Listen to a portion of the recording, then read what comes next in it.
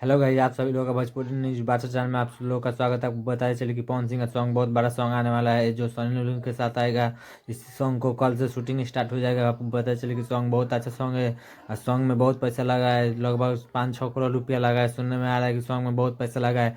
तो आप लोग सुन जरूर बताइएगा कि कैसा सॉन्ग है। अभी सॉन्ग आया नहीं है, बहुत जल्द आने वाला है, तो आप लोग को इंतजार करिए कि कब आएगा सॉन्ग। कल से शूटिंग स्टार्ट हो जाएगा, बहुत बड़ा सॉन्ग है। तो आपको पता चले कि सॉन्ग में बहुत पैसा लगा है। तो आप लोग सुन को जरूर बताइएगा कैसा सॉन्ग अभी आया नहीं है, आएगा तो आपको अपडेट दिया जाएगा।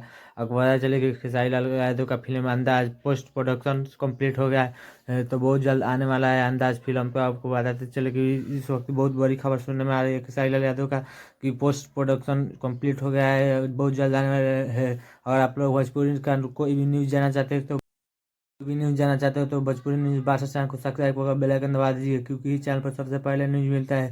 तो लाइक कमेंट सब्सक्राइब करना ना भूलिए, क्योंकि इस चैनल पर सबसे पहले न्यूज़ मिलता है। आपको पता है चले कि अंदाज फिल्म कंप्लीट हो गया है, तो आपको बहुत जल्द मिलने वाला है देखने को। तो आप लोग इंतजार कीजिए कब आएगा।